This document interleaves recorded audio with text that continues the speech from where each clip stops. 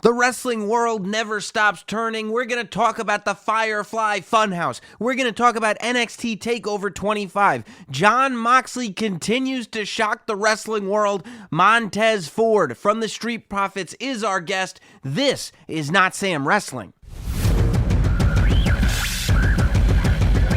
This is Notsam Wrestling.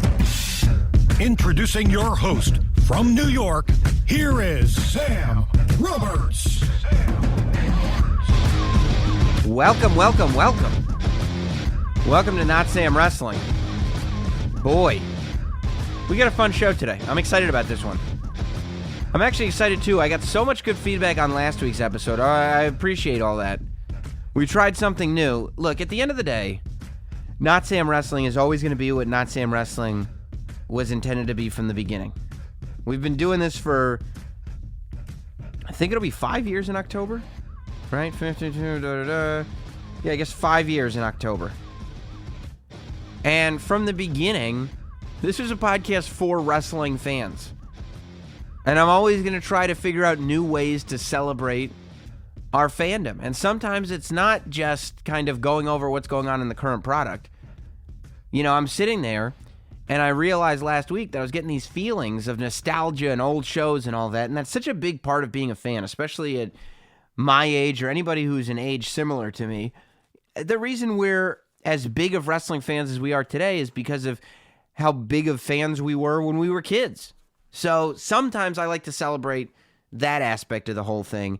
And I thought Mike Johnson was a tremendous addition to the show, and I appreciated all the positive feedback I got in the format switch up last week when we ended up doing a complete retrospective on ECW Barely Legal. That's something we're going to continue to do. I got a couple messages from a couple people that I think are going to be phenomenal on the podcast that are kind of interested in going down memory lane.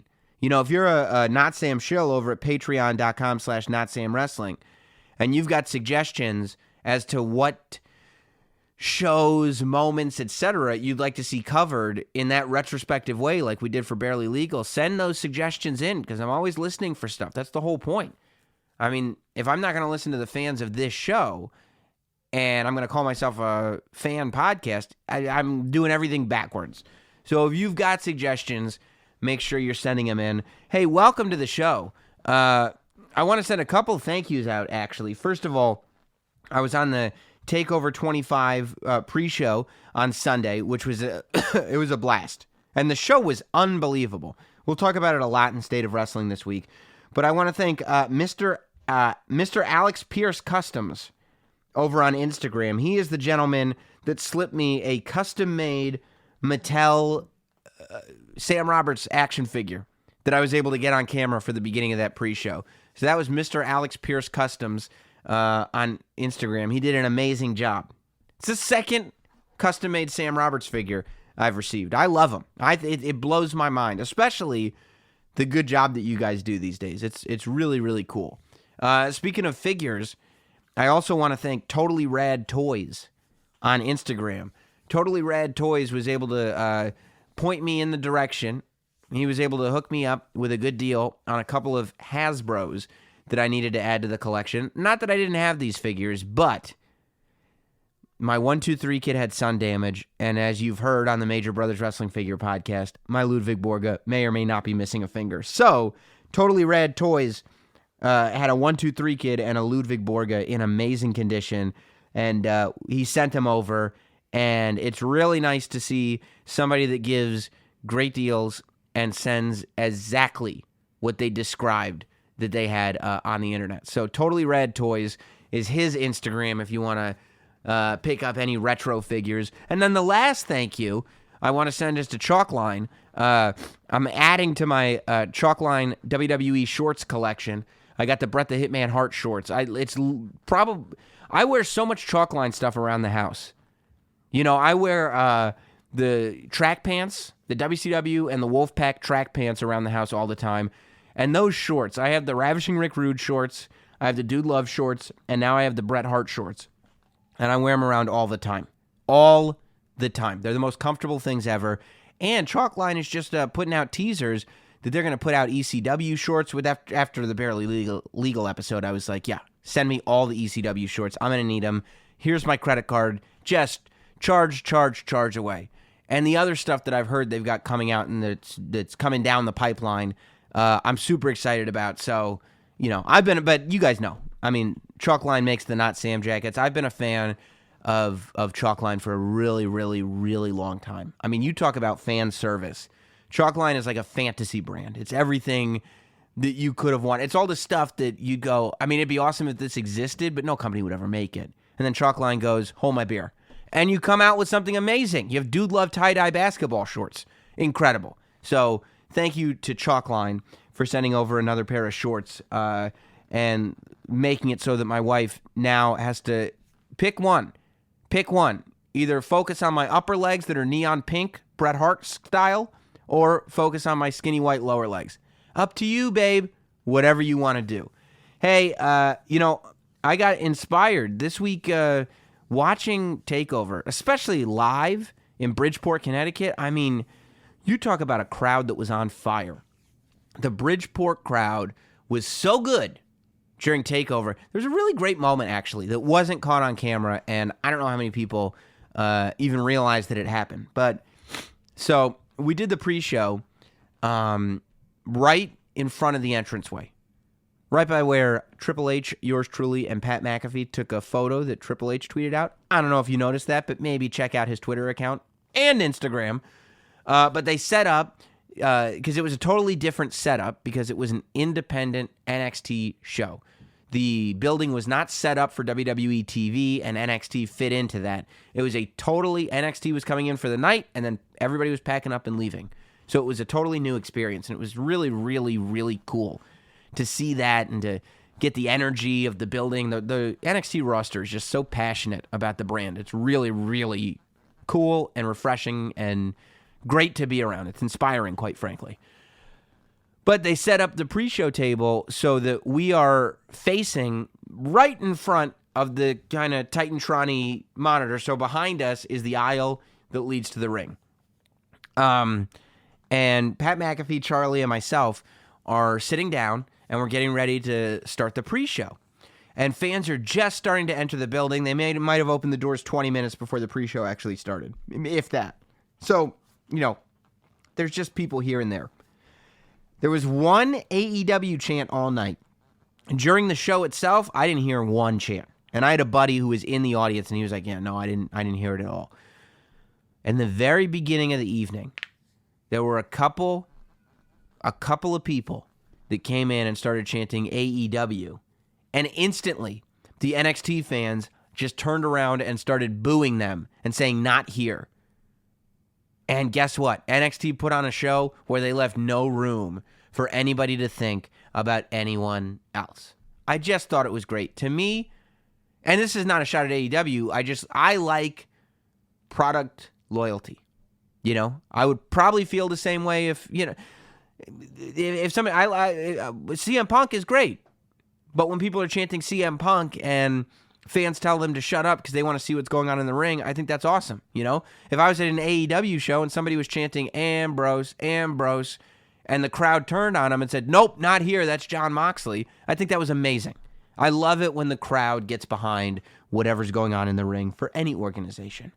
But for me personally, and I'm not just saying that because I'm involved, as a fan, NXT TakeOver is consistently the best pro wrestling show in the world.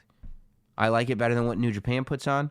I like it better than what AEW's put on, Ring of Honor, WWE. I love NXT TakeOvers. Every single TakeOver show, I just leave going, this is why I like wrestling. And there are moments from a lot of shows where I get that feeling. But there's very few shows where throughout the night, it's just the feeling builds and builds and builds, and I just leave on this wrestling high. A lot of times you watch a show, and you end up leaving on a wrestling low because you don't love how it went, or it was like, meh. But NXT TakeOvers, I always leave on a wrestling high. And for that to happen show after show after show, I mean, I would say that NXT TakeOvers inarguably have given me that feeling since January of 2018. That was the show where it was Andrade defending the title against Gargano. To me, that was the beginning, really, of this era of NXT that we're in now. Now, the TakeOver shows before that were amazing, too, so don't get me wrong. I'm really talking about this era of NXT. And they have not let me down once, at least since January 2018. Maybe that's just when I started counting. But I have to tell you, I got the feels when I watched the Street Profits capture the tag team titles in their ladder match. You know, the Street Profits have been around NXT for 3 years, and teams have come and gone. They've come in, ascended to the top, been the team, left to go to the main roster, or stayed but still kind of been a part of the main event scene of NXT. And a lot of these teams come into NXT with a tremendous experience in the world of pro wrestling, which the Street Profits don't have outside of NXT. So in an era when NXT has so much, I mean, let's think about it. Go down the roster, right? Your main event is Cole Gargano. Tremendous experience. Your opening match is Roddy Strong versus Matt Riddle. Tremendous experience. You know, Velveteen Dream versus Tyler Breeze might be the exception, but Tyler Breeze has been around for a long time and wrestled on the main roster. You know, Io Shirai comes in with 10 years experience. Shayna Baszler has experience before she got here. There's not that many people left that are coming in and saying, I'm a performance center homegrown talent, and the fans like me just as much, and the fans are getting behind me, and the fans are happy to see me ascend to the top of this division. But that's how they're feeling about the Street Profits, and that's why I got so excited. Now, I reached out to WWE, and I said, hey, I'd love to have Montez Ford on the podcast this week, and I knew it was probably going to get weird, you know, at some point, because I have said what I've said about Bianca Belair in the past, and Montez Ford is married to Bianca Belair, very publicly loves that woman. And nothing that I've ever said about Bianca Belair has been personal. Nothing that I say on any kickoff show, on any commentary that I've done for WWE, none of that stuff is personal. I'm analyzing the product that's in front of me. I'm analyzing the performances of the superstars. I'm analyzing the show itself. Has nothing to do with anybody personally, unless I get personal, which I don't think I have yet. You know, whether I'm talking about Gargano or Finn Balor or Bianca Belair or Tyler Breeze. These aren't personal things. These are things that I gather as a fan from simply watching the product. And I put my opinion out there. And I did that about Bianca Belair in January when I said that I didn't think she belonged on TakeOver, especially in the Women's Championship match. So I knew that was going to have to get addressed if I was going to talk to Montez Ford. But I also said to myself, it's worth addressing to get to know this guy. He hasn't done a ton of interviews. He doesn't have a huge history in pro wrestling outside of NXT. And to me, both of them, the Street Profits as a team, I believe have a tremendous future in WWE and in wrestling. No shade to Angelo Dawkins. I think Angelo Dawkins is awesome. I feel like I'm looking at a star when I see Montez Ford. And who knows? Maybe I'm looking at a star when I see Angelo Dawkins too. But at the end of the day, Montez Ford and the sensational athleticism that I see, and the promos and the personality, there's something there, man. We are on the verge of something really cool. And so I said, I want to talk to Montez Ford, and I want to learn a little bit more about his journey. I want to learn a little bit more about his mindset as he walked into TakeOver. And if I have to explain myself about his wife, Bianca Belair, then so be it. It's worth doing it. So that's exactly what I did. And Montez Ford came back and he said, I'd love to be a part of Notsam Wrestling this week. So here we are, just 3 days or so. Let's see, Sunday, Monday, Tuesday, 4 days removed from winning the NXT Tag Team Championship. Of the Street Profits, my guest this week on Notsam Wrestling is Montez Ford. The Notsam Wrestling Interview. For the first time on Notsam Wrestling, we have an NXT... Well, it's not the first time there's an NXT superstar on Notsam Wrestling, but it's the first time it's this NXT superstar, one half of the new NXT Tag Team Champions of the World, the Street Profits, ladies and gentlemen. Montez Ford is here. What's the haps, Montez? Woo! I've been waiting a long time for this, man. You know why? You know why specifically, Sam? You know why specifically, right? Why is that? Why is it? I've been waiting a long time for this because I wanted to actually get you on a conversation and just say, before we go forward, man, come on, man. Come on, man. Come on, man. Come on, man. You know this is going to come up, man. You know this is going to come up, man. Before we go forward, we got to squash this, man. We got to squash this, man. The comments about Bianca, man, we got to squash it before we go forward, man. We got to squash it, man. It's got to happen. Look, you are a man amongst men for bringing it up right off the bat, first of all. We got to squash it, man. I got too much. I love her to death. And I respect you enough. Like I'm not telling you apologize or anything. I respect everyone's opinion. But to say she's not deserving, it was like, come on, man. Look, so we can squash it now. So everybody's into apologies. So we just apologize now, and we can go on and have a beautiful podcast, man. Because it's a beautiful day out here. I'm ready to squash it. I'm ready to say that Bianca Belair is clearly an incredible athlete who, by the way, since I think that was January, has only improved and improved and improved and improved. I don't have any ill will towards Bianca Belair. I'm a fan of Bianca Belair. In that moment, I thought that she wasn't ready for the NXT Women's Championship, and she didn't win that match. But going forward, when she came back to take over for the Fatal 4-Way, I thought she belonged in that Fatal 4-Way match.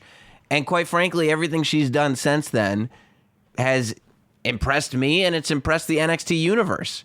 So I can't sit here and tell you that Bianca Belair is not one of the greatest athletes in NXT, especially after I watched her on the NXT Combine. But I said what I said in January, and that was January. Oh, okay, yeah. I was just talking about the whole press in January, man. You have to give me a whole monologue. It's okay, man. But anyways, man, that's out the way, man. Yes. How are you doing, man? How are you doing, man? I swear, watching that championship ladder match at NXT TakeOver over the weekend, especially on a TakeOver show like that, because I don't know if people realize, but the vibe that I got in that NXT locker room was that you guys were all keenly aware that this was the first TakeOver in a long time, and definitely the first TakeOver in an arena that was not attached to a main roster pay-per-view weekend. This was the first time that you guys were stepping outside of that space and acting as an independent, functioning body.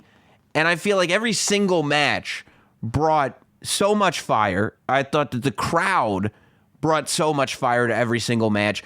Was there an intimidation going into this ladder match, knowing what had just happened before you and what was going to happen after you, that in order to shine, you guys were going to have to completely go all out? Okay, yeah, okay, cool. First, I'd like to say, thank you for having me on this podcast. Thank you for taking the time out today to not only have me on the podcast, but, addressing what we addressed earlier. And now TakeOver. Yes. Do I think it was a part of an intimidation? I do believe so. And the reason why I say that is because NXT has already built that type of aura when it comes to those main stages.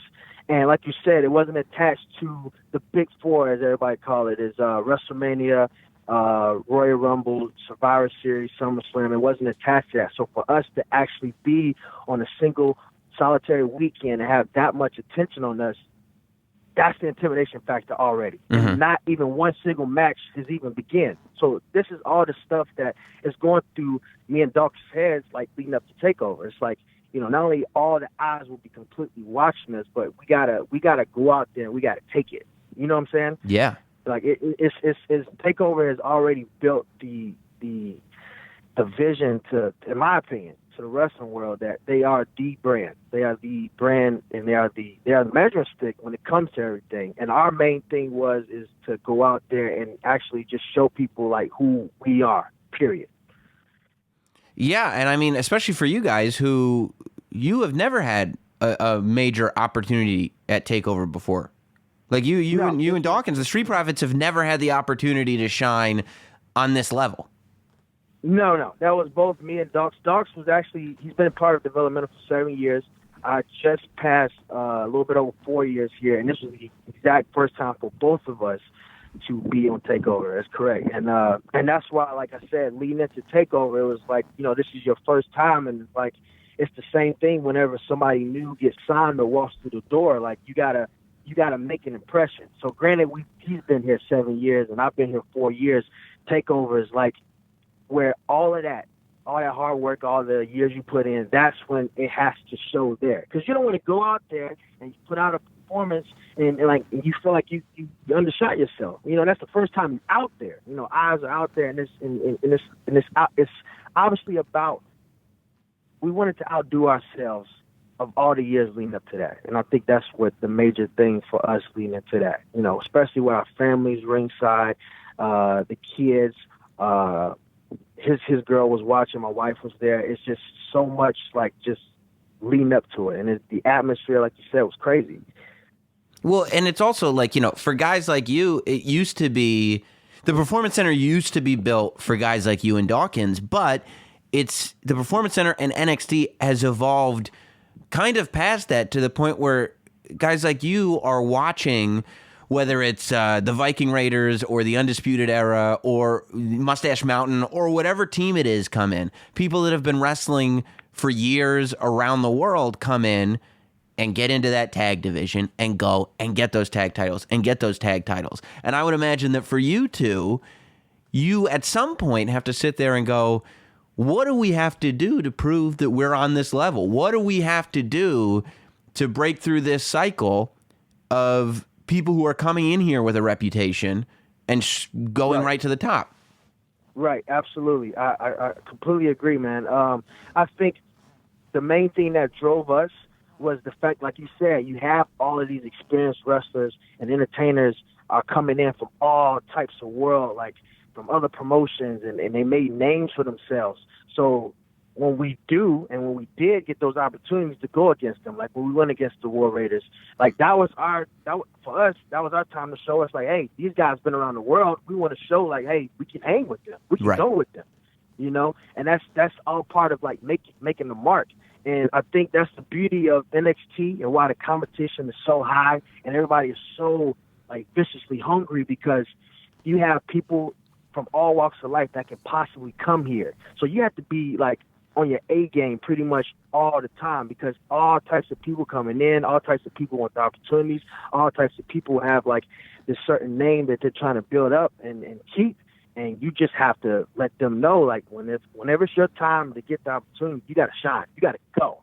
Yeah. Because that chance may not come back around again. Yeah. Yeah, absolutely. What were you doing before you were at the Performance Center for WWE? So from 2008, 2012, I was in the United States Marine Corps, and then afterwards, I moved to the South a little bit and worked for this plastic factory called AT, shipping plastic, man, for farm mills, shipping 12-hour shifts.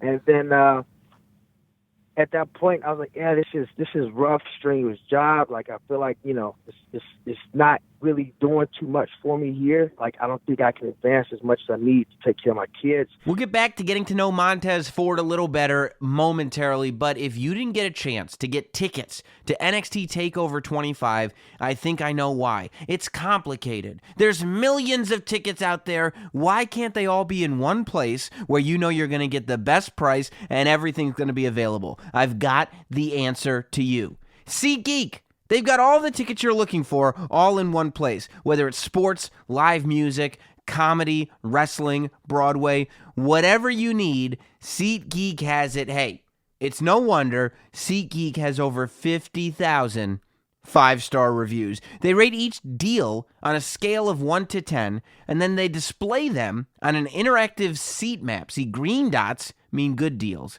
Red dots are a little overpriced. You know if you're getting the best deal. You know exactly where you're sitting, and each ticket is fully guaranteed. I got the SeatGeek app on my phone. It's unbelievable unbelievable. If you don't even know what events are happening near you, they've got all the information there for you. If you want to see what's happening near you, if you want to see when your favorite band or wrestling show is going on tour, it'll tell you. You can get events to anything, anywhere, all at the best price that you're going to be able to find it. And get this, it gets even better. SeatGeek is going to give you $10 off your first SeatGeek purchase. $10 off. Why? Because SeatGeek likes us, and I like you. And that's what we figured out together. All you need to do is use our promo code. Download the SeatGeek app today and use promo code SAM, S-A-M, to get $10 off your first purchase. That's promo code SAM for $10 off your first purchase from the SeatGeek app. And I would imagine, too, there's a little bit of culture shock, right? Coming out of the Marines and doing this thing that's like the most honorable thing that you can do. And then you're working in a plastic factory. Not that there's anything wrong with working and shipping plastic, but there's just got to be that sort of, I was doing more. Does that make sense? Yeah. Yeah. I mean, doing more in regards to the military, or just doing like I would have to imagine that being in the Marine Corps comes with a tremendous sense of importance to what you're doing, and that sense of importance in what you're doing, that you would get hungry for that sense of importance in whatever follows after. Yes, absolutely, and that makes perfect. Like, it is a culture shock because the military is structure based, and everything's time, deadline, or whatever, and you have to be efficient and all this other things, and you got to be pretty much precise in everything you do because decision making is key. Mm-hmm. And like you said, culture shock, and we call it, we get in the civilian world and everything's a little bit slower. People don't move as fast, and it's pretty much you have to go. And I think that's what led me to actually, obtaining my dream, which is the WWE, NXT, is, like I said, I worked in the plastic factory for like maybe a couple of months. And then eventually I went back to, I guess, a government website where you can submit your resumes, and they help you get government jobs from your past experience. And I actually ended up getting a contracting job back in Coronado and San Diego. Mm-hmm. And all in between this, I already had my first tryout in the WWE in 2013. But at the time, they said I spoke well, and they said, just keep trying and keep sending us emails and send us update pics, and, we'll possibly get you another opportunity. So on the process of that, I did the contracting job back in San Diego and Coronado, and I just kept hitting up, like, one of the HR department representatives, just kept hitting them up, sending emails, sending, like, pictures, sending videos, like, showing my progress. And I even remember from the last trial, I gained almost 40 pounds between that one and the second time they sent me out there. And second time I went out there, did a tryout, and here we are. Wow. And so you're not like wrestling on the weekends or wrestling on the side while all this is going on?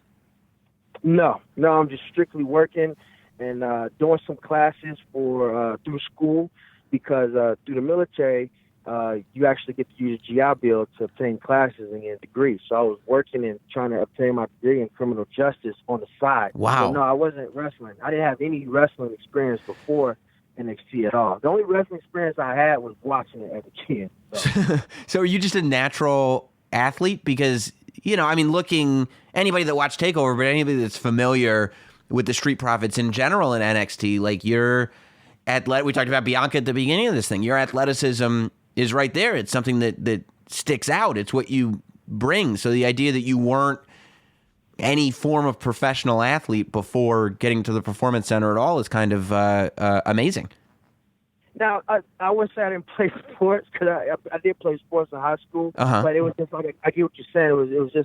It was just a dip, because when I graduated, the main sports I was doing was track, cross country, and basketball, and play a little soccer as well. But track was like the main thing that we were doing, and I was doing ROTC as well. But once I graduated, it was just pretty much like I said, the military. But I didn't do any sports since probably high school. So wow, like coming to the Performance Center was like a refreshment of just getting back into the groove of,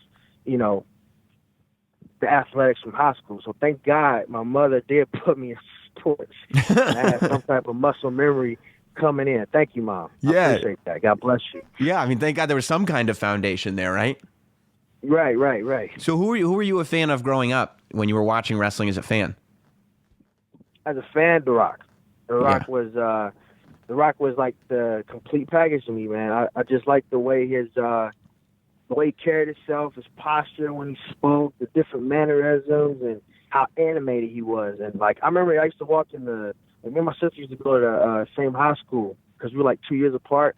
And I remember like we used to go on lunch and we used to make entrances coming into the cafeteria, but I would always do The Rock, Mm-hmm. you know? And The Rock was my guy. Like, I used to get up on the edge of my bed and raise my right arm and cut promos at school on the teachers and get sent out sometimes. But yeah, my guy growing up. The Rock was my guy, man. Like he still is, man. He still is, man. Have you spent any time with him since you've been wrestling? Like, have you met him or? Since I've been here, man, Yeah. I've met pretty much everyone across the board except for The Rock. Wow. I met Brock. I met John. I met Brock Lesnar, John Cena.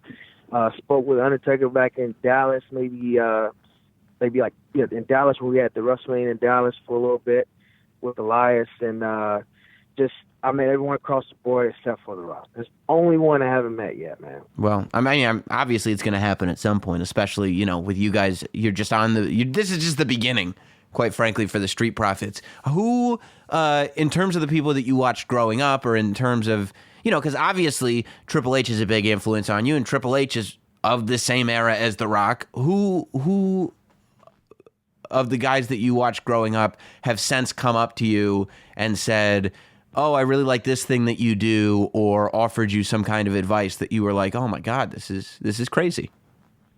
So, I've gotten, because we're blessed to be here at the PC and have like so many like different coaches and talent like come through here, and it's just like, I think for me, everyone across the board that's walked up and said something, I can't even like go off the name, but anyone who's ever came up and like said something or gave advice, it's been like, wow, like, yeah, like this is like, I remember one time, I think this was past weekend at TakeOver, and Shawn Michaels was giving some insight like towards the how he feels like, our tone or should be going into the match. It's like, wow, it's Shawn Michaels, this is Mr.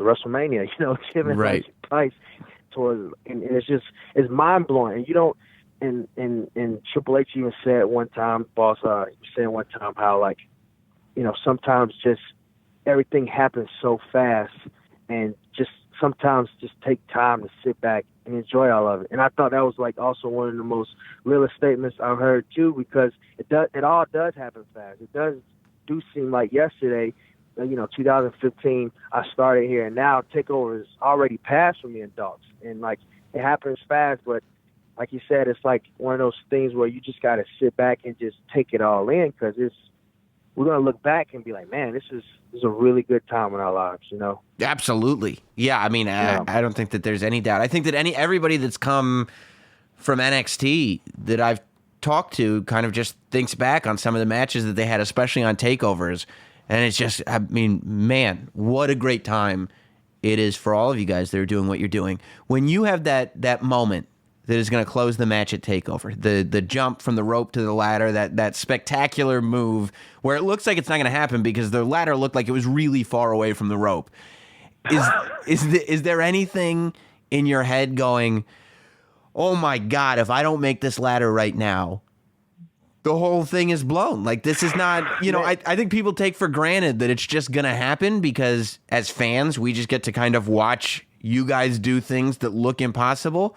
But you're a human being that has to pull this off, right? Yeah, it was terrifying, and I even remember toward the end of the match where Dalton speared Cutler, and I was like, oh man, I gotta go. And then like I'm just thinking, like as I'm getting up there, I'm just like you said, I'm like, man, if I don't make this, man, I was like, you know what? I just won't show my face anymore. You know what I mean? I'll just leave the company. I'll change my name. Yeah.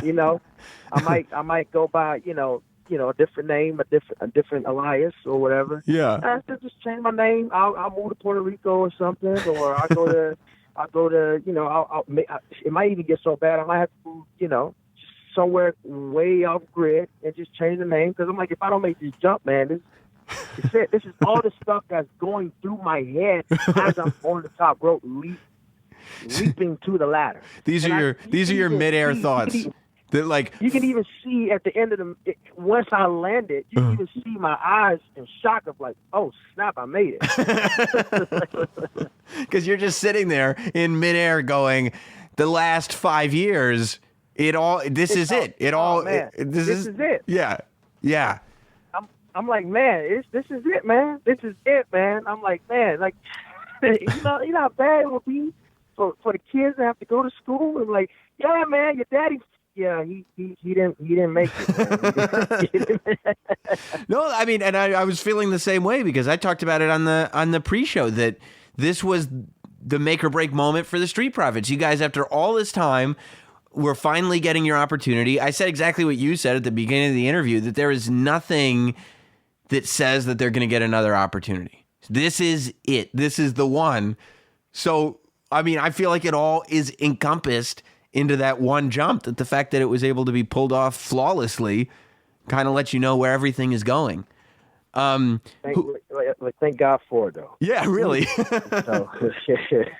Who came up with the whole Street Profits, the name, the act, the cups, the whole thing? Because, I mean, it's one of those, I don't want to say gimmicks, I say acts, because it's one of those, the Street Profits I feel like is one of those teams that is so contemporary and feels like relevant to what's going on and what young people are actually doing and feeling and saying and thinking. Like it's just so on the pulse more than a lot of other stuff is.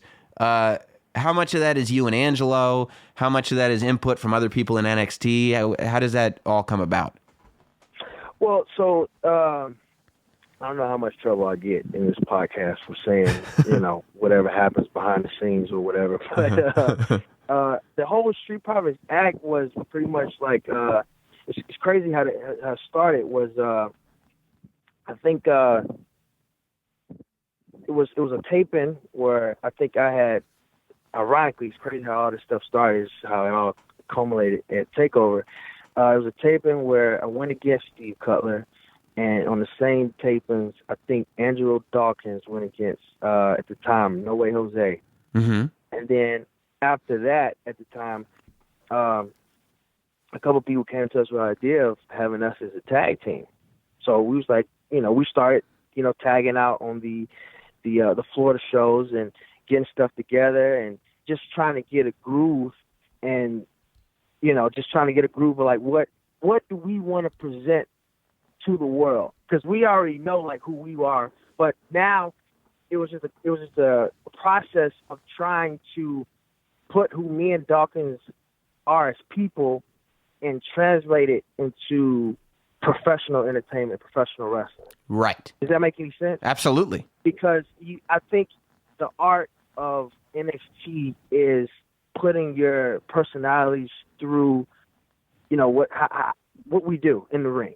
Just putting the personalities out there and just getting everybody on board to understand like what we're really trying to bring to the world. So like from once we had the tapings, a couple of years of putting us together, and we ended up meshing together, and the name was just like my name actually came from it was a guy, I believe, that came to the PC, because once we have the little PC tours and everything, mm-hmm. and he came in. His name was Montez, and it was like, well, there you go. There's Montez. And then like my last name is Crawford, so that's where the Ford came from. But somebody came in named Montez and had no idea that it's like, yeah, you just gave me my name. It came in. His name was Montez, and I forgot what his name was, but he was Montez, and I was like, what? That's my name. That's my name, man. That's my name. So I went to the courthouse and got my name changed, man. Like Ocho Cinco, man. That's my name now. That's amazing. Montez Ford, man.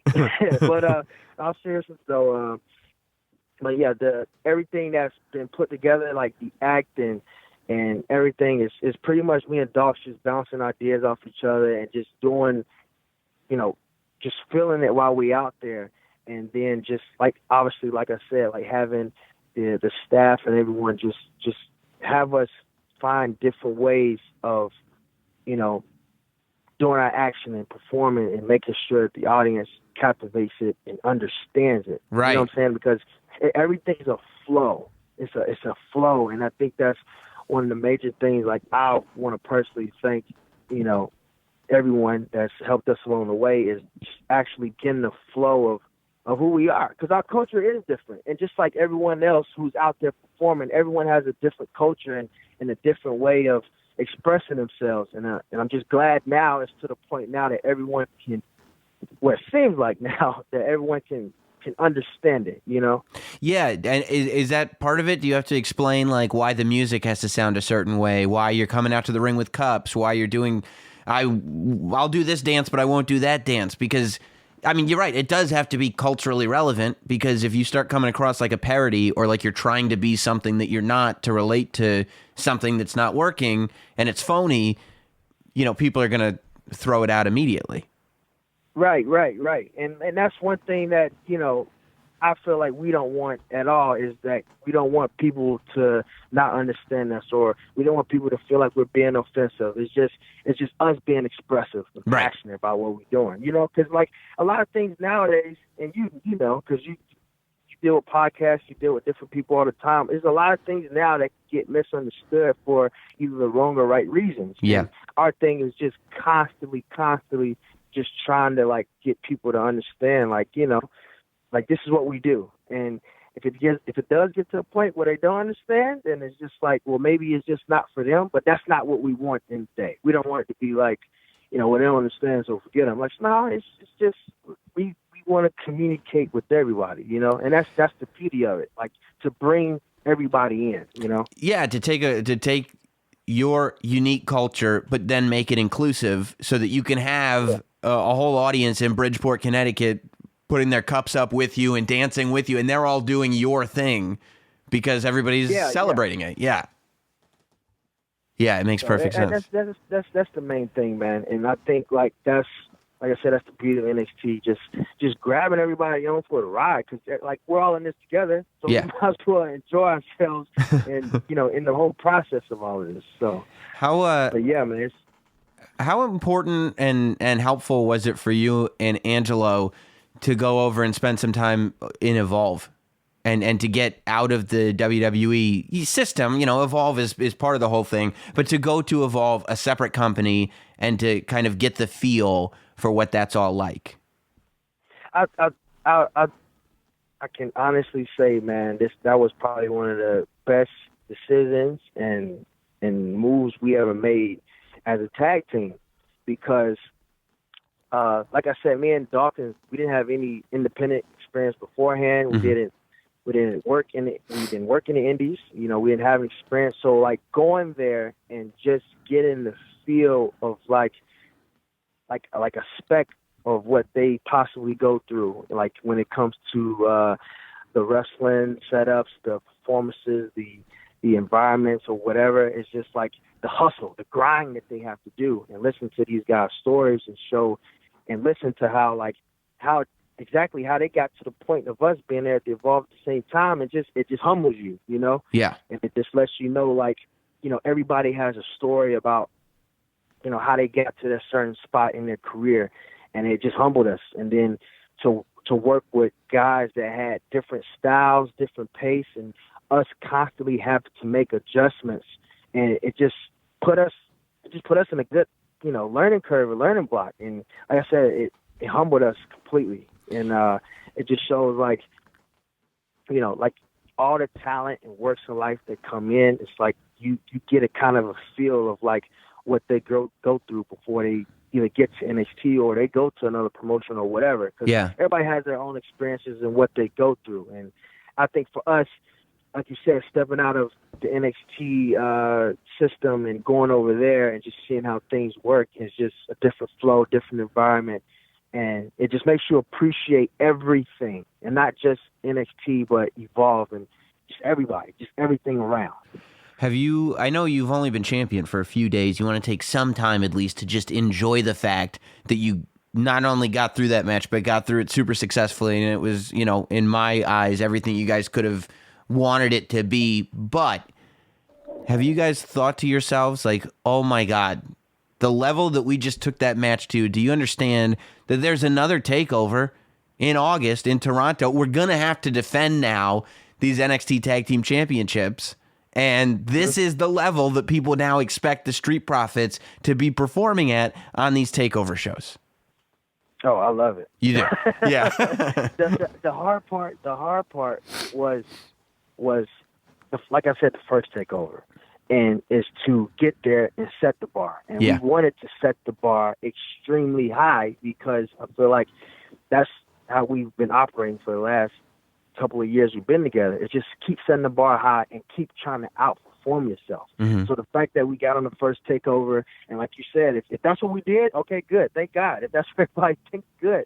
But that's our thing now. If that's the bar we're at, we want to go higher. We don't want to go below that. And then even after that, we want to go higher than that. And I think that's the mentality of a lot of people here too, just constantly being hungry and just wanting to press the envelope every single time. Every single time. Yeah. I mean, and it's clear when you watch TakeOver. They're amazing. To me, NXT TakeOvers, and I watch everything, you know that, and I stand firm in saying that TakeOver shows are the best shows in wrestling right now. I mean, as a fan, it just doesn't get any better, and it's consistently every single time.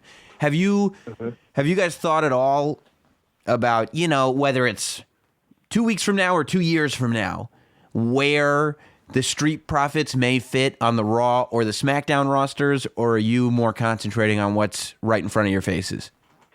I think for us, because NXT is our home, and I feel like every person that's either come through NXT or is still in NXT, everyone has performed at such a high level that, in our opinion, it's its own brand. So I think for now, like what me and Dogs is focused on is obviously keeping the NXT Tag Team Championships, but also making this brand more of what it already is and pushing the envelope even higher. Yes. Because I do feel like NXT is the imprint, it's the brand, it's the brand, it's the one that everyone has eyes on, and it's the one that everybody's measuring off of. If you think about it, like you said, even when people do comparisons with any types of shows, they always compare it to the takeovers. Right. And that's the bar that we want to just keep pushing. So for right now, I'm focused on is just whatever happens from here until beyond, we want to make sure that we push the bar as high as it possibly can before anything else happens. So, well, I mean, it makes perfect sense. Montez Ford, I'm a fan. I love what you guys are doing, and congratulations on the success and where this is all headed. I think that the right team won at TakeOver, and I'm really excited to see what happens next, man. Thank you for doing the podcast, and also for starting this thing and clearing it off and making sure that everything is squashed. No, man, it's all good. I appreciate you having me on, man. Thank you for taking the time out and, just being patient and having me on your podcast. I do appreciate that. I thank you so much for, now we got this whole thing cleared up between the whole Bianca issue now. Now we can go out and have some sushi or some pizza at Chuck E. Cheese or something now. That's right. Man? You like Chuck E. Cheese? I love Chuck E. Cheese. Who doesn't? I'm saying it's like Vegas for kids. That's our thing, man. Yeah, I'll bring my kids. It'll be great. It'll be perfect. Yeah, we'll go, man. We'll shoot the basketball so you can get the highest points in the smallest amount of time. We'll do everything. I love it. I can't wait. So, yeah, I appreciate it, man. Thank you so much, man. Thank you, man. Hey, if you want the conversation to extend beyond this podcast and you want to get away from the nonsense that goes along with wrestling Twitter, don't forget about the Discord room. It's a private Discord room only for Notsam shills that is literally active 24 hours a day, 7 days a week. All the Notsam shills are in there talking about every wrestling show, every wrestling event, every breaking news story I pop in, and the only way to become a member of this Discord room is to be a Not Sam shill at patreon.com/NotSamWrestling, with tiers starting as low as $1, less than $1 a week, quite frankly. You can get into that Discord room. You can get all the bonus shows that we put out. We put out a post show right after AEW Double or Nothing. This week, we're going to put out an exclusive show that goes right along with Super Showdown. It'll be either a watch along or a post show. We do it live on video. You can see the live video and participate. You can watch the video later. You can just get the audio. You can get State of Wrestling every week live on video and on demand on video. Every interview that we do on video before anybody else. You get bonus shows, including Captive Audience, where I sit down with a member of my life, whether it's my wife, whether it's my brother, a friend, and have them watch a classic wrestling show with me that you can watch along with us on the WWE Network, and I explain to them why this show is so great. The only way to get all the content available is to become a Not Sam shill right now at patreon.com/NotSamWrestling. Tiers start at less than $1 a week. Sign up today, patreon.com/NotSamWrestling. It's now time for this week's State of Wrestling. Yeah, it is State of Wrestling time here on Not Sam Wrestling. You know how we do this already. We break down the top 5 stories in the world of professional wrestling, according to yours truly, the last professional broadcaster, Sam Roberts, and we do it here on Not Sam Wrestling each and every single week. Of course, if you want the video of this or you want to watch live, Patreon is the place to be. And I do want to say, for those of you that do listen on Patreon, you didn't hear the Patreon ad that played a minute or so ago, but get into the Discord room and tell me what you want me to do. I guess if you're listening to this the day it comes out tomorrow on Friday, what do you want me to do with Super Showdown? Do you want some kind of a watch along for the last hour? Do you want a post-show wrap-up? Let's talk about it. What do you want me to do?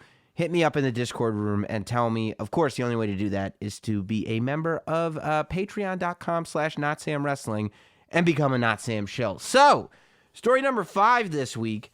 And, a lot of times when I'm doing these rankings, these are the top 5 stories. And you could argue about the order. Sometimes the order is the order just because it's the way I want to do it on the podcast.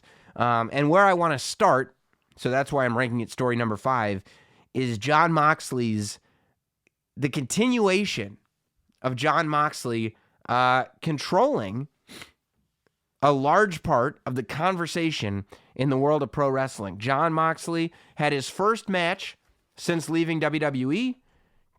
Technically, Jon Moxley had his first match since entering WWE. All the matches in WWE were Dean Ambrose. Jon Moxley is a character that existed before Dean Ambrose did.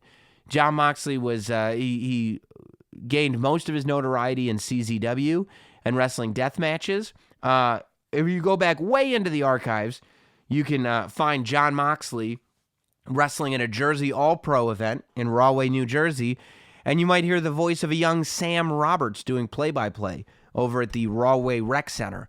It's really fun to go back to those Jersey All-Pro tapes and see everybody. I just saw... I did commentary on a match there was a wrestler named Prince Mustafa Ali, and it was Ali. I mean, Cesaro came through. Brody Lee came through that would go on to be Luke Harper. April, who would go on to be AJ Lee. And, of course, as I just said, Jon Moxley came through Jersey All-Pro Wrestling in a bit of a talent exchange with CZW. Right before, I think, he ended up heading to Florida and being in FCW, and what would become the inaugural kind of the first inklings of NXT. But Jon Moxley went away when he went to Florida. Jon Moxley is now back, and the shape that this dude is in is amazing. This is not what Jon Moxley looked like before. Dean Ambrose was hiding the physique of a professional wrestler under those jeans and t-shirts and leather jackets that he was wearing all the time. I like that Jon Moxley is doing something very, very different, that he's going out there in actual wrestling gear He's wearing wrestling shoes. He's not even wearing boots. And he went out, and spoiler alert, he went one-on-one with Juice Robinson, which, again, kind of a really interesting match because Juice Robinson, of course, was also in NXT. This was later than Jon Moxley was, but he was one of the first people to kind of leave, and everybody left, a lot of us fans scratching our heads going, why would you leave NXT? And he went on to gain quite a bit of fame in New Japan, and he was the IWGP United States champion until Jon Moxley showed up at the Best of the Super Juniors and took that title away from him. Jon Moxley, the IWGP United States champion, as we speak. Now, I saw some people were teasing his ring gear a little bit. I actually liked the ring gear, maybe because it was just such a departure from Dean Ambrose. But I thought it was cool. You know, he was wearing like small MMA shorts, knee pads, wrestling shoes, not boots. And I thought it was cool. You know, I thought that his style was different. There was a whole bunch of GIFs out there. If you just Google it, you can find them. The new finisher, it's like the Dirty Deeds. It's a double-arm DDT, but it's a guillotine double-arm DDT, so he picks you way up in the air, and he's got your legs straight up. It just looks really cool. I'm surprised, though, that Jon Moxley's first in-ring match, so he shocks the world by showing up at AEW's pay-per-view, and then all the AEW fans, because I think for the most part, the AEW fans are the fans that are all over the internet, are the fans in America that are going to figure out how to watch New Japan. So, you know, most of the AEW fans that were excited to see Jon Moxley show up probably also can figure out how to get access to New Japan through New Japan World or whatever other various nefarious means that they have. So I was a little surprised because he's doing the AEW event Fyter Fest, which I don't think is going to be televised, which again is a little odd, later in the month. But I would have thought, since he made such a big impact, that AEW would want that nut for themselves, that the first time he steps in the ring, AEW would kind of want that to be theirs. But alas, it is not. He is the IWGP United States champion, which would lead one to believe that Jon Moxley is going to continue wrestling for New Japan, at least to some extent, the same way Chris Jericho was the IWGP Intercontinental Champion for a period of time there in New Japan. I like it better when he comes down the aisle, to tell you the truth. He walked through the crowd for his entrance, which was cool because you don't really see that all that much in New Japan. But at the same time, you know, I like the idea that Jon Moxley is not only different, but I like the idea of at least trying to portray Jon Moxley as a much bigger star than Dean Ambrose. I like the idea that while Dean Ambrose was kind of this grimy everyman that would come out of the crowd and would wrestle in jeans and do all this, Jon Moxley is a character that is deserving of a grand entrance, of music and the spotlight right on him in the moment where everybody cheers because they see him for the first time. I'd like a little bit more of that with Jon Moxley, but all in all, he is setting the wrestling world on fire, and I don't think that's to anybody's surprise, to tell you the truth. I don't think anybody's shocked. You know, everybody knows how talented Dean Ambrose is. I think even WWE knows that. You know, I believe that even with all these podcasts that Dean Ambrose put out, that, you know, I would not be shocked to see Dean Ambrose back in the WWE at some point. Years down the line. It won't be anytime soon. But I think WWE will always be aware of Dean Ambrose's talent. You know, I don't think that when stuff like this happens, that WWE doesn't see what Dean Ambrose is capable of. We're just in an era right now where WWE wants to do what WWE wants to do. And as much as Dean Ambrose is this amazing talent, I think WWE just wants to say, yeah, but I want him to do this. And if he doesn't want to do it, he's got to go. Type of stuff, you know? Not that they fired him or anything. He left. They wanted him to stay. But, yeah, we want him to stay, but here's what we want him to do. And that's the deal with not just Jon Moxley. That's the deal with everybody. You know, the whole thing is, like, SiriusXM has every right to come to me and say, look, Sam, we know how talented you are. And here's what we want you to do. Here's what we think we want for our company. This isn't the Sam Roberts company. This is the SiriusXM company. And what SiriusXM wants from Sam Roberts is for you to go and talk about, synchronized swimming every morning. That's what we want from you. You have the ability to talk about just about anything. If anybody can make a synchronized swimming show work, it's you.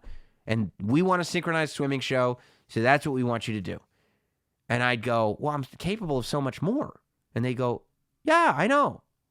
I don't care. I want you to do a synchronized swimming show. And I go, okay. I signed a contract. I made that deal. I wanted to be a talent on SiriusXM. So this is kind of what I have to do now. And at some point, if I decide that I don't want to do a synchronized swimming show anymore, guess what? I have a studio in my basement. I can come down here. If I can do better without it, I can be without it. That's the thing. It's not just wrestling anymore. It's not just the wrestling industry. It's everything. It's entertainment. It's broadcasting. It's acting. It's comedy. It's everything. Everything. Yeah, and it's beyond. It's sales jobs. It's whatever you want it to be. The internet, in my opinion, has opened so much stuff up that people have, you have access. Whatever you're good at, whatever you want to do, you can do it yourself. So if you do not want to be beholden to a larger company and you think you can do better without them, you can. For the first time in history, you can do it without them. And if you can do better without them, then now you actually can do better without them. There was a time where theoretically I could do better without them, but I don't have access to my fan base. I can't tell them where I'm going to be. I can't communicate with the right people all the time. We have access to any sort of, anybody can build a fan base if they're good and talented, and anybody has access to communicate with anybody at any time right now. It's a crazy time. So, whatever business you're in, if you can do better without a big corporation, pushing you and having you do what they want you to do, go for it. Do it. And that's what Dean Ambrose is doing. And I don't begrudge anybody for that. But I also don't think that it makes the corporation wrong for saying, okay, this is not an indentured servitude. You can go and do it on your own. But we will give you lots of money and a tremendous amount of exposure, as well as a tremendous education into what it is that we do. In exchange, we would like to be able to use your talents in the way that we see fit. And that's a deal a lot of people make. That's a deal I've made with multiple companies because I believe in that model. But there have also been companies that have said, we want you to do the wrestling podcast with us. I go, okay, let me see the deal. I don't want to sign this deal. I like doing the wrestling podcast on my own. If I wanted another boss, I would get one. No, thank you. I've turned down deals from bigger networks to move this podcast over there. It's not like in almost 5 years, I haven't had anybody come to me and say, hey, why don't you do the podcast over here? Why don't you do the podcast over there? And I go, I don't have to. So unless you can convince me that there's a great reason to, I probably won't. Now, on the other hand, I like doing a morning show at SiriusXM. I love doing a morning show at SiriusXM. I love working with WWE. So there's no part of me that's sitting there trying to figure out how to change those things. If I didn't love those things, maybe I would. Maybe I would figure out how to change those things. So that's what Dean Ambrose did. And, more power to him. Speaking of stuff that I love, I loved NXT Take Over 25. I mean, my God, I said at the top of the show, takeovers are the best shows in professional wrestling right now. To me, there is nothing better than TakeOver in this world of pro wrestling. Consistency-wise, show after show. I mean, let's talk about the matches, huh? The show starts hot. Matt Riddle versus Roddy Strong. And I got a friend in the crowd texting me, and he's going, dude, there's no way. There's no way. And my friend in the crowd, not as familiar with NXT shows as somebody who watches every TakeOver, right? He doesn't watch every TakeOver. He just kind of keeps up. And he goes, there's no way this crowd is going to maintain being this hot throughout the whole show. And I said, you just wait. Because I've been a part of takeovers before. Bridgeport was obviously pretty grateful to have this takeover show there. And I knew what that card looked like. And I said, you ain't seen nothing yet. You got Riddle versus Roderick Strong. Tremendous, tremendous opener. What a great match. You get the tag ladder match, which is just, guys killing themselves out there. Killing themselves. And seeing the Street Profits have that moment. We already talked about it with Montez Ford earlier. But, was that good. You got Tyler Breeze versus Velveteen Dream. Tyler Breeze looking to prove everything wrong that I said in the pre-show. That he hasn't gotten worse. It's just, there's something about the NXT platform that allows him to display it. And he did display it. He still lost. I still wasn't wrong.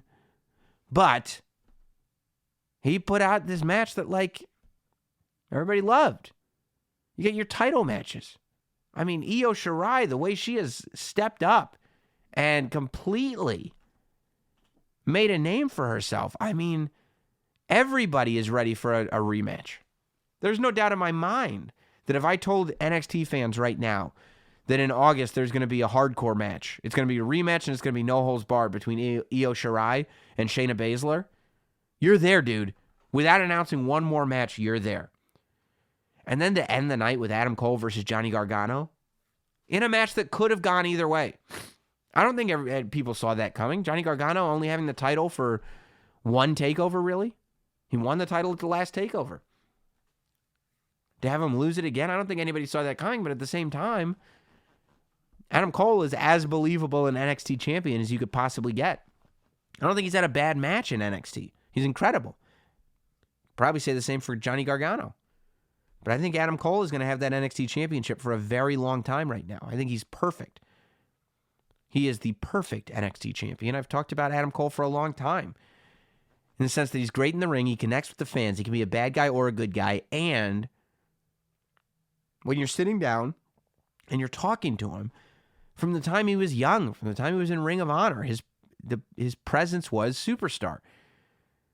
When I talked to him years ago, when he was in Ring of Honor, it was clear to me that he was preparing himself to be a WWE superstar. This is the moment he's been preparing for all his life, and he's going to live up to it, I just left that show with such a smile on my face. I thought it was so great, especially for a show that was only announced 3 or 4 weeks ago. Nobody knew if it was happening. There were rumors of it. Nobody knew if it was happening. Nobody knew where it was happening. They had basically one set of TV tapings to tell all the stories needed. And then they deliver in a way where and it's not connected to another WWE pay-per-view. They still sell the building out.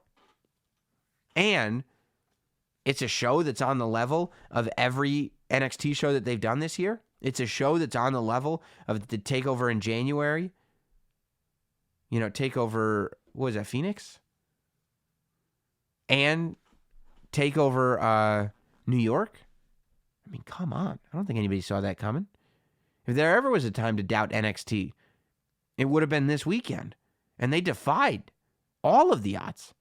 They put all the doubters to shame. I just thought the show was so great. I can't talk about it enough, but I gotta do something else here. I gotta move on.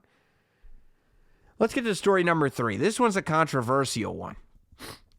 The WWE 24/7 Championship. Now, still, I feel like the main criticism about this 24/7 Championship is that it's not taken as seriously as, the IWGP Heavyweight Championship. Look what Okada's doing. And then over in WWE, you've got R-Truth, and it's no.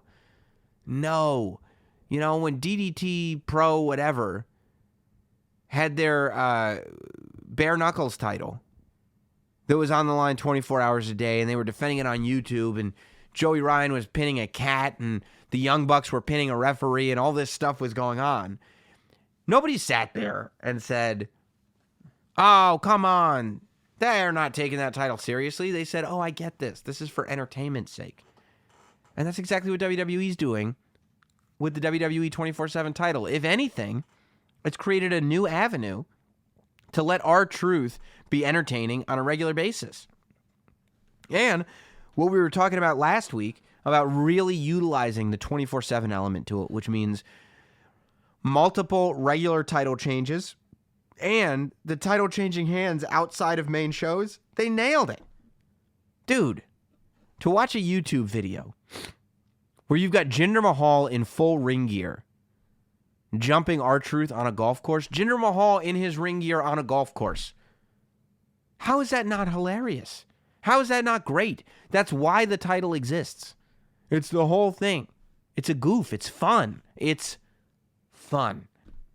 And I'm sitting there watching SmackDown this week, and to watch all these guys pound on each other looking for Elias, and then to watch R-Truth and Elias go under the ring, you kind of know what's going to happen. If you're listening closely, you can hear the referee under the ring. You can hear while all this stuff is going on in the ring, 1, 2, 3. And you're like, oh my God, they did it. And then they put out a YouTube video with the footage from under the ring, but I don't even think they needed to do that.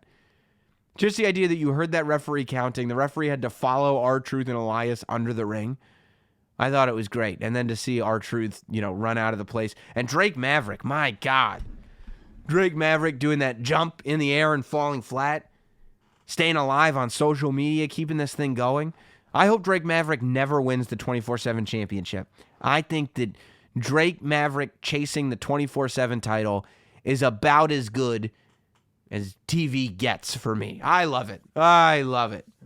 You can call me a shill or hate on me all you want. I don't care. You really think I care at this point? I don't. I'm going to tell you what I like, and I'm going to tell you what I don't like. I like the 24/7 title. It's entertaining, and it's being done properly. And a guy like R-Truth is perfect to represent it. Everybody remembers the Crash Holly years fondly. Everybody remembers Crash Holly fighting the Mean Street Posse in a ball pit fondly. Keep that same energy. It's the same thing. I'm sorry that the 24/7 title is not called the Hardcore title. But guess what? When the Hardcore title had 24/7 rules, I've said this before on this podcast. I don't want to repeat myself, but when the Hardcore title had 24/7 rules, you weren't having real hardcore matches. You weren't having ECW 1997, Sabu going through tables, Terry Funk with a flaming branding iron matches. You weren't doing that. When the Hardcore title was being defended 24/7, you were basically having the 24/7 title. You were hitting each other with luggage. It was ridiculous, but it was entertaining. So let this be entertaining. That's all I'm saying. Speaking of entertaining, my God, if anything deserves to be on this countdown, story number 2 this week, I thought the best thing on Raw or SmackDown this week, which says both a lot about this segment and it also says a lot about Raw and SmackDown, let's be honest. But the best thing about Raw and SmackDown this week was undoubtedly the Firefly Funhouse. I thought this was the best Firefly Funhouse skit that they have done for the whole thing. Just when I think, okay, I think I'm ready for Bray to step out of the Firefly Funhouse, we go back in and we go in this whole new direction. So at first, I was talking to Wade Keller about it. And when I said, that the buzzard's name was Mercy, I go, oh, it's a tribute to Waylon Mercy. But it wasn't. I'll tell you what that is. And I go, do you think Abby is Abdullah the Butcher? Now, I know Sister Abigail is the reference being made, but I'm saying if we're naming things after wrestlers and Ramblin' Rabbit and stuff like that, and you guys are probably going to sit there and go yeah, Sam, we know. Stop being slow to the punch. Why are you hosting a podcast about this if you can't get on our level? I'm sorry. I'm stupid. But the reveal that the Firefly Funhouse and the puppets in the Firefly Funhouse are all Bray Wyatt. Mercy the Buzzard is named, and he's got the Hawaiian shirt on, is named Mercy because the original Bray Wyatt character, Bray is telling us, was a ripoff of Waylon Mercy. Ramblin' Rabbit is Bray Wyatt rambling through promos. These are all criticisms that Bray Wyatt has had. Criticisms probably made by the character reveal this week. And I'm not talking about Husker, what was his name? I'm going to look it up. Husker the Pig? Hang on. Firefly Funhouse. It'll come up. Let's see. Where is it? Yeah, I don't know. It's just not popping up. But you know what I'm talking about. Husk Pig. Hang on. I'm sorry. Bear with me for a second. Okay? Bear with me for just a second. Huskus the Pig Boy.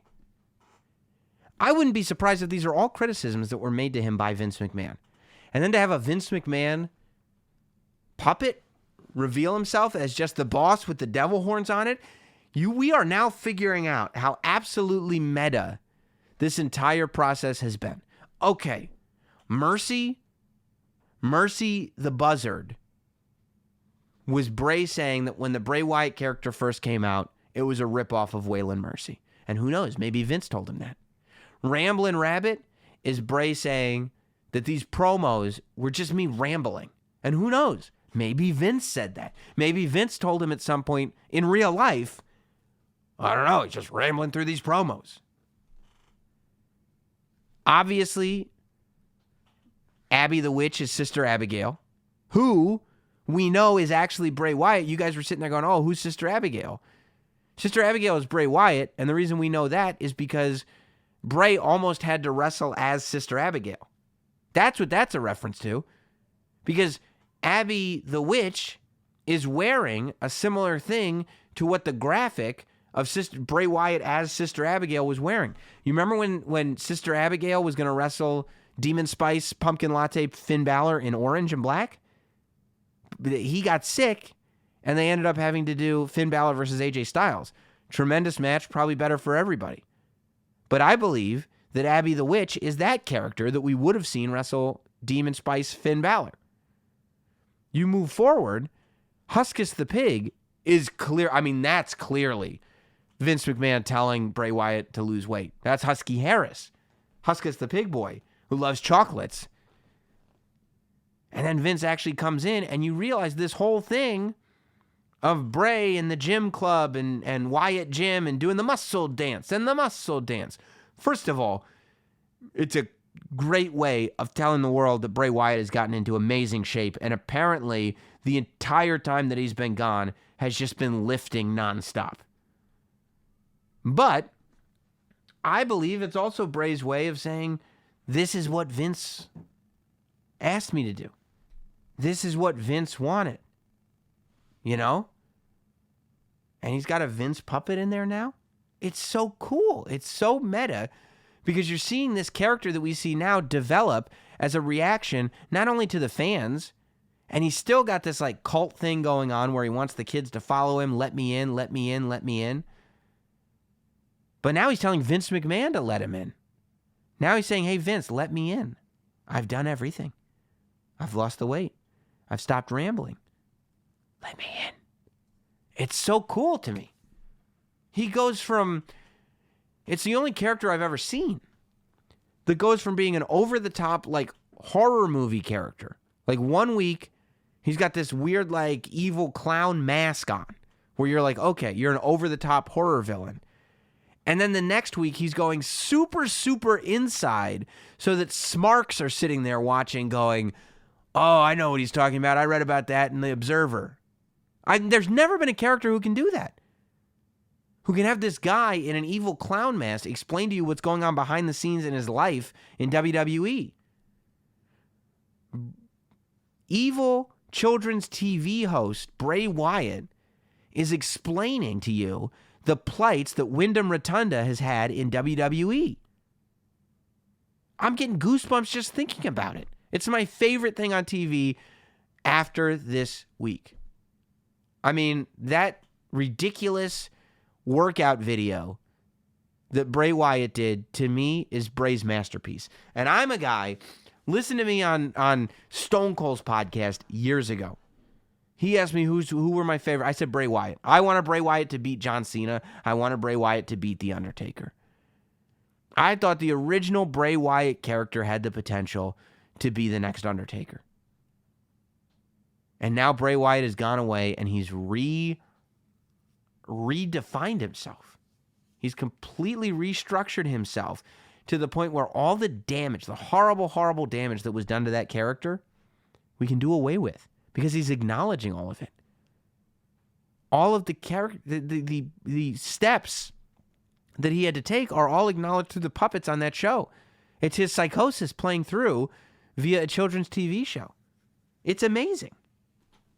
Speaking of Undertaker vibes, and you talk about Undertaker because he's one of these guys who just iconic characters that become so big. They're just that's the goal that everybody who's got a very deep character should look towards. I see that in Bray Wyatt, and I honestly see that in Aleister Black. I hope they let Aleister Black get in the ring soon, because every time he steps in the ring, I go, Aleister Black is just the future of the business. I think Aleister Black has just endless potential from what I see. I'm just a fan on the outside, but I think Aleister Black has endless potential. I just want to see him in the ring again.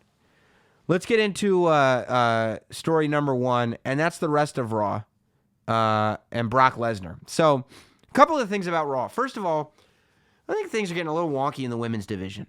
I don't know why they're taking some of the unpredictability away from Nikki Cross. I don't know why they're taking the eye makeup away. I don't know why they're humanizing Nikki Cross. There's lots of humans in the women's division. There's nobody kind of wacky and unpredictable like Nikki Cross is. So I kind of get worried when I see that, although nothing that I've seen her do on Raw has been bad, in my opinion. And she is on Raw more, and she is winning matches, so, maybe it is for the best. But I get a little concerned when I see that. Part of me is going, Alexa Bliss is a good guy on Raw, teaming with Nikki Cross, and a bad guy on SmackDown going against Bayley.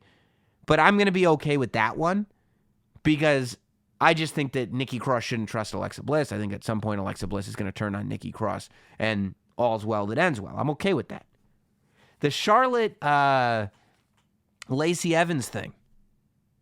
It's really odd to have them going at each other, but nobody really turning. Like, Becky Lynch, clearly the biggest good guy in the women's division. Charlotte turns on Lacey, I believe is how it went. And that's the thing. I'd have to look at the footage to see which did which. But they turn on each other, yet they still both have a problem with Becky. So it's almost like they still have a common enemy, but they don't get along with each other anymore. Like, I don't know what the purpose of having them be at odds with each other is. It feels a little messy to me. The main criticism that people had of Raw this week was the not delivering on promises that WWE does sometimes, that they advertise a match for Raw that just isn't happening. Early over the weekend, Paul Heyman posts a video that he says Stephanie McMahon is mad at Brock for not cashing in his Money in the Bank, because he said he would. Now, I don't know why. I mean, Brock does have a year to cash in. And then Paul Heyman goes, so he's going to cash in this week. So last week we heard he's going to cash in, but then he found out that he had a year. So this week he's going to cash in. And you're like, why? Why would Brock Lesnar agree to that? And then he doesn't cash in, and he says he's going to cash in on Friday. Now, look, as I've said before,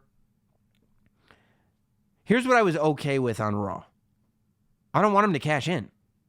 I think Brock is more interesting with the briefcase right now than without it. But what I also don't want is for him to say every week, I'm going to cash it in, and then never do. Like, we know that the Money in the Bank briefcase is floating there. We know that there's always a risk that Brock is going to cash in. You don't have to advertise that he's going to cash in and then not do it to heighten the suspense that he might cash in. We know he might cash in. You said he is going to cash in, and then he just decides not to for no particular reason. But he says he's going to do it on Friday. So I thought that whole thing was like, what? Just let him exist with the briefcase. Stop advertising that he's going to cash in. And just say, if you just say Brock Lesnar will be in the building, you get the same effect as saying he's going to cash in. If you just say Brock Lesnar is going to be here again on Raw, then you got fans going, oh man, Brock Lesnar is not on Raw every week. Why is he showing up every week now? Maybe he's going to cash in this week. There's no reason to say, and by the way, he's cashing in. What? And then he's not. So why wouldn't you have just said Brock is going to be here? And then you could speculate. That means he could cash in. If he's going to be in the building, he could cash in. Why else would he be coming? He doesn't just show up to Raw as, speculate, but don't advertise and directly say that it's going to happen. I'm going to tell you something I'm very, very, very worried about. I think that Seth Rollins is a red herring. I am very, very worried that Brock Lesnar is going to go to Super Showdown and he is going to cash in his briefcase at Super Showdown and he is going to defeat Kofi Kingston after a hard-fought match with Dolph Ziggler. That's, as a fan, where I'm worried that things might go. That Dolph Ziggler and Kofi Kingston will have a hell of a match. Kofi Kingston will come out on top. But realistically, the reason that Kofi Kingston has been so great as champion is because it's going to make Brock look even better when he beats him. I'm worried that Brock Lesnar is going to leave Super Showdown with the championship. And I'm worried that if he does that, he's going to carry it through the summer and show up to SmackDown in October on Fox with the championship. Again, I don't know this is going to happen. Maybe it'll happen in an artistic, creative way where I'm like, actually, that was really good. But I like Kofi Kingston as WWE champion more than I've liked any good guy champion in a long time. I think that Kofi Kingston ran this danger of falling into the trap that a lot of fan favorites do. That when fans are so invested in the chase, I'm talking about the Daniel Bryans, I'm talking about the Rey Mysterios, I'm talking about these guys, that fans become so invested in the chase that once the person is crowned champion, all of a sudden, either fans aren't interested or the creative changes or whatever it is, and that person's title reign doesn't really end up being that impressive. It ends up being about the moment instead of the reign. I'm okay with the moments. I love the moment of Rey Mysterio winning the title. Daniel Bryan winning the WWE Championship at WrestleMania 30 is one of the greatest WrestleMania moments of all time. But you just can't think about the reigns that followed those wins. For Kofi Kingston, he had this amazing moment at WrestleMania. And over the course of the last 2 months, I guess, April and May, he's had an amazing run. I think Kofi Kingston's reign as champion has been incredibly successful. I think he's so good. I think he's actually gained more supporters as his championship reign has gone on and thrived, which is tough to do. So I worry that Brock is going to go to Super Showdown and beat Kofi Kingston. Now, I'm not a fatalist. I'm not going to sit there and say if Brock Lesnar were to do that, that means like, oh, WWE doesn't know what they're doing. I'm done with this, blah, blah, blah. Because if Brock beats Kofi for the title, it's a bummer. If it means that later on, Kofi gets to beat Brock clean for the title, wow, that's pretty cool.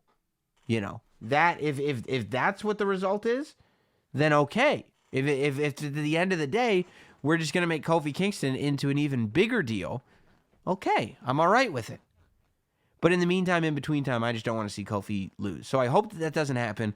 But who knows what's going to happen? You got Undertaker, Goldberg, as I said, Kofi, Dolph.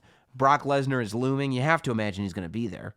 Randy Orton versus Triple H. Seth Rollins, Baron Corbin, 50-man battle royal. Who knows? Who knows? But I'll tell you what I do know. I'll be on Patreon doing something for that show, whether it's a watch-along or a post-show. So if you want to get the audio, sign up for Patreon, the video, the live video. They're all there under the tiers at patreon.com/NotSamWrestling. And either way, I will see you next week right here on this very podcast on Not Sam Wrestling. Thanks for listening. Follow at Not Sam on Twitter, Instagram, Facebook, and YouTube. Rate, review, and subscribe. This has been Not Sam Wrestling. Not Sam Wrestling.